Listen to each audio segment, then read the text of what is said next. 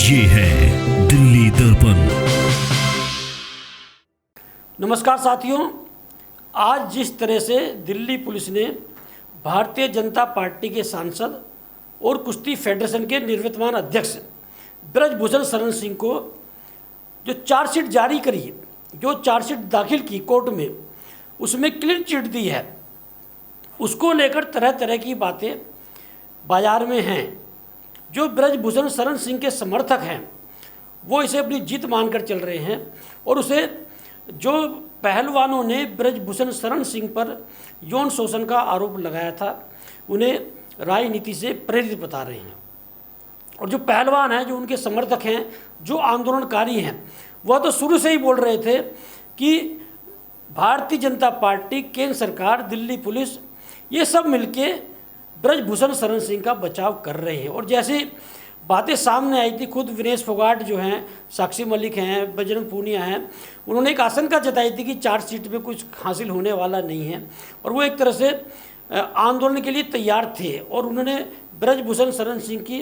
गिरफ्तारी हुए बिना कोई आगे बात करने के से बिल्कुल इनकार कर दिया था। तो ये जो प्रकरण ब्रजभूषण शरण सिंह का चला है,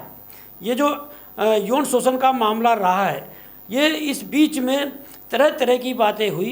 लेकिन ये बिल्कुल स्पष्ट हो चुका कि चाहे वो दिल्ली पुलिस ने बचाया हो, केंद्र सरकार ने बचाया हो, ब्रजभूषण शरण सिंह का कहीं बचाव तो हुआ है। अब ये मामला सुप्रीम कोर्ट में जाकर क्या रुख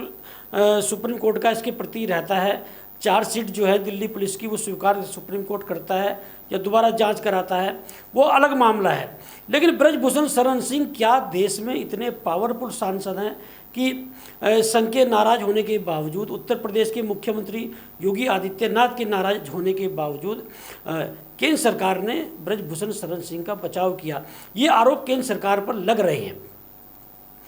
तो ब्रजभूषण शरण सिंह का यौन शोषण के मामले के साथ में एक और मामला है। 6 जुलाई को कुश्ती फेडरेशन का अध्यक्ष का चुनाव होना है और जिस तरह से अमित शाह से मीटिंग हुई साक्षी मलिक की और बजरंग पूनिया की, तो उसमें यह बात सामने निकल कर आई थी कि ब्रजभूषण शरण सिंह के कोई परिवार में से कोई सदस्य उनका चुनाव ना लड़े और ये बात अमित शाह ने मान भी ली थी। अब आगे साक्षी मलिक और बजरंग पूनिया आंदोलन करने की बात कर रहे हैं, उस बात को लेकर अमित शाह नाराज हों या ब्रजभूषण शरण सिंह के किसी परिवार में से किसी सदस्य को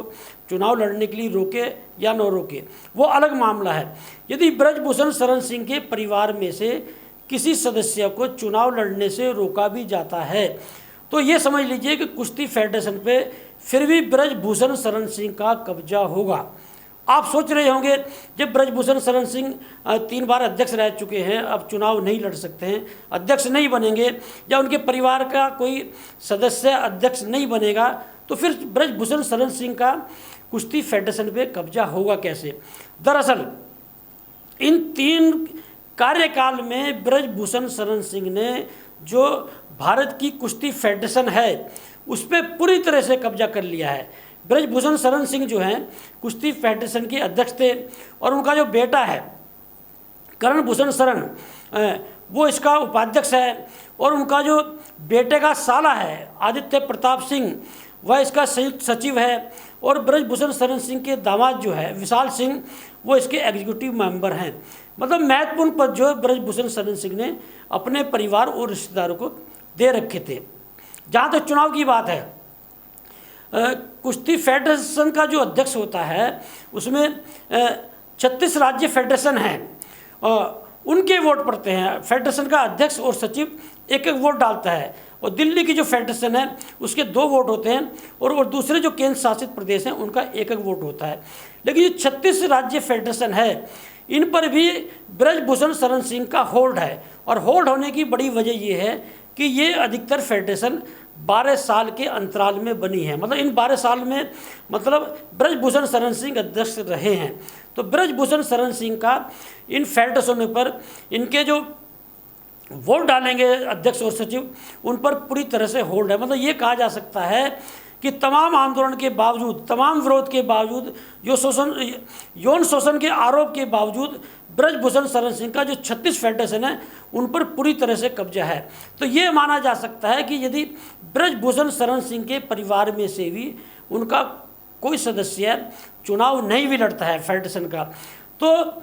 जो भी फेडरेशन का अध्यक्ष होगा वह ब्रजभूषण शरण सिंह के रहमो करम पर होगा, वह ब्रजभूषण शरण सिंह का विश्वसनीय होगा, वह ब्रजभूषण शरण सिंह का चुना हुआ व्यक्ति होगा। तो ये कहा जाए कि ब्रजभूषण शरण सिंह जो है, जैसे क्लीन चिट मिली है, अब क्लीन चिट मिलने के बाद में ब्रजभूषण शरण सिंह तो यौन शोषण के आरोप लगने के बाद में भी पूरे आत्मविश्वास से लवरेज होकर बोल रहे थे। और जिस तरह केसरगंज में उन्होंने रैली की और बिल्कुल खुलकर बोला कि मैं केसरगंज से लड़ूंगा, केसरगंज से लड़ूंगा, केसरगंज से लड़ूंगा, मतलब उन्होंने अपने को गृह मंत्री और प्रधानमंत्री से ही ऊपर दर्शाकर खुद ही टिकट ले लिया। और जिस तरह से उन्होंने रैली में जो शक्ति प्रदर्शन किया उसमें से तो ब्रजभूषण शरण सिंह जो बड़बोलापन उनका था वो कई हद तक अपने मामले में अपने वो उन्होंने साबित किया है, क्योंकि पार्टी की तरफ से, प्रधानमंत्री की तरफ से, गृह मंत्री की तरफ से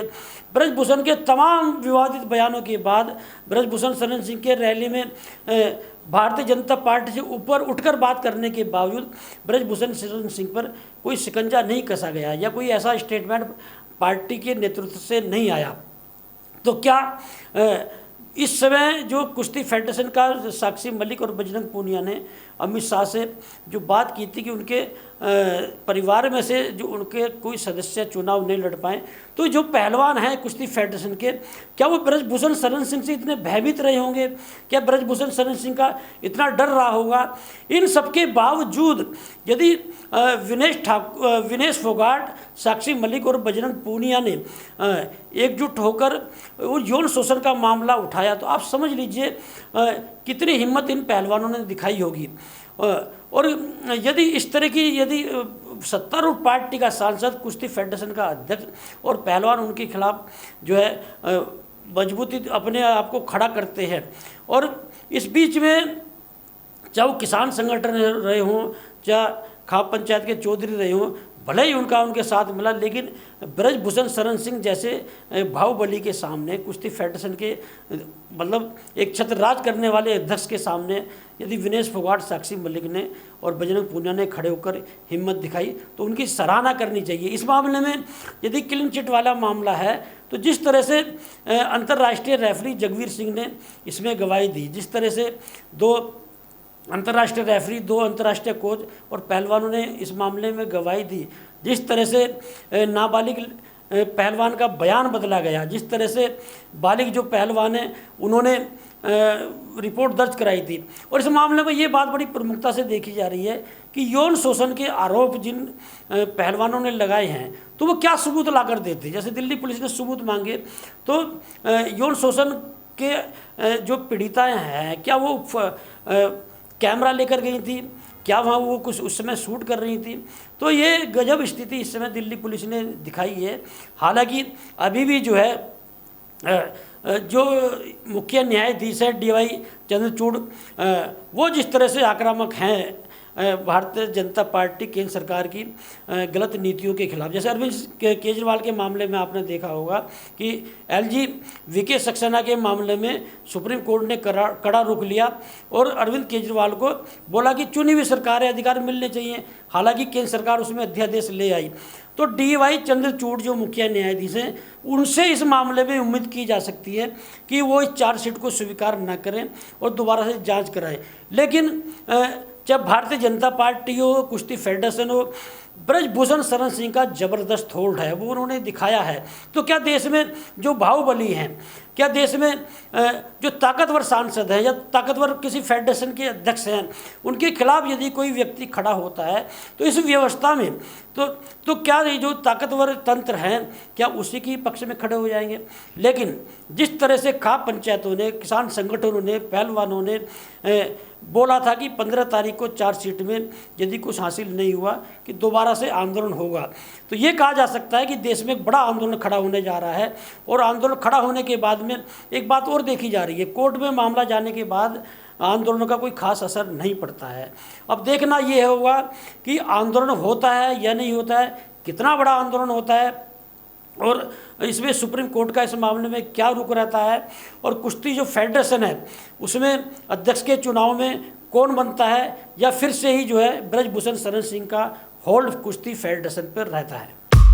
लेटेस्ट खबरों के लिए सब्सक्राइब करें हमारा YouTube चैनल या फिर लॉग ऑन करें www.delhidarpantv.com। खबरों की कवरेज और विज्ञापनों के लिए संपर्क करें इस नंबर पर।